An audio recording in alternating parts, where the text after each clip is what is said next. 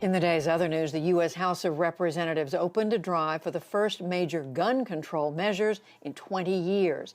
Democrats passed bills calling for background checks on all gun sales and an expanded 10-day review period. Similar bills died in the Senate when Republicans had control, but Democratic Majority Leader Chuck Schumer vowed today to hold votes. The legislative graveyard is over. H.R. 8 will be on the floor of the Senate, and we will see where everybody stands. No more hopes and prayers, thoughts and prayers. A vote is what we need. A vote, not thoughts and prayers. The Senate is split 50-50 between the two parties, and the gun control bills would need 60 votes to pass. The people of Japan marked 10 years today since an earthquake and tsunami triggered a nuclear plant meltdown in Fukushima. The country fell silent at mid-afternoon, marking the moment the earthquake struck and honoring more than 20,000 people who died. We'll look at what has happened since later in the program. In Myanmar, activists say that 12 more protesters against the military coup were shot dead today. 6 died in Myang, where people crouched in the street and then ran as security forces opened fire.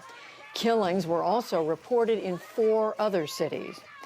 Mainland China's ceremonial legislature has endorsed a move to tighten control over Hong Kong again. The measure approved today lets the central government name more of the territory's lawmakers. The vote in the National People's Congress was 2,895 to 0. Leaders insisted that it is in the best interest of all concerned. The session has made the decision to improve Hong Kong's election, which is greatly supported by all the delegates. This illustrates the firm determination of the people, including those of Hong Kong, to safeguard national sovereignty, security, and the constitutional order of Hong Kong. Beijing has steadily reined in Hong Kong's freedoms in a bid to suppress calls for greater autonomy. The heir to the British throne, Prince William, denied today that the royals harbor racist views. He answered a shouted question at a public event and said, quote, "We are very much not a racist family."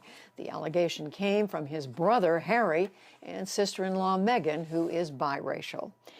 Back in this country, the former police officer accused in George Floyd's death is now charged with third-degree murder again.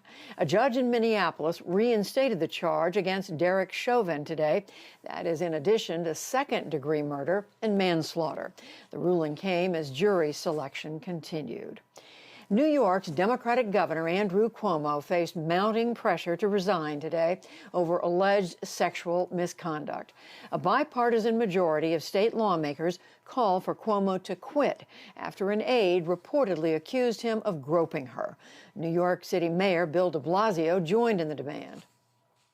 The latest report and the fact that we can talk about how many people are bringing forward accusations, that it's not 1, it's not 2, it's not 3, it's not 4, it's not 5, it's 6 women who have come forward. It's deeply troubling. It is disgusting to me.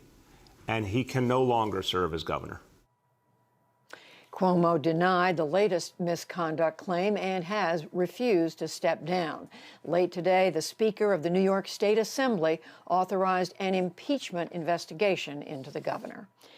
Mississippi's Republican governor signed a ban today on transgender athletes joining female sports teams. The bill takes effect July 1st, pending legal challenges. More than 20 states are considering similar legislation.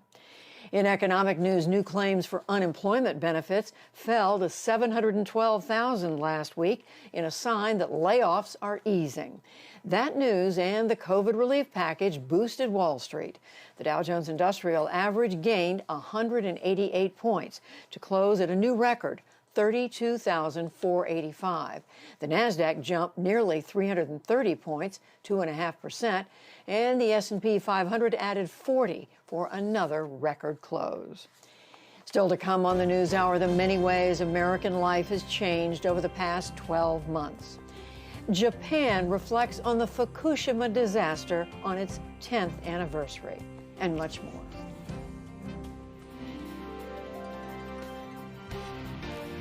This is the PBS NewsHour from WETA Studios in Washington and in the West from the Walter Cronkite School of Journalism at Arizona State University.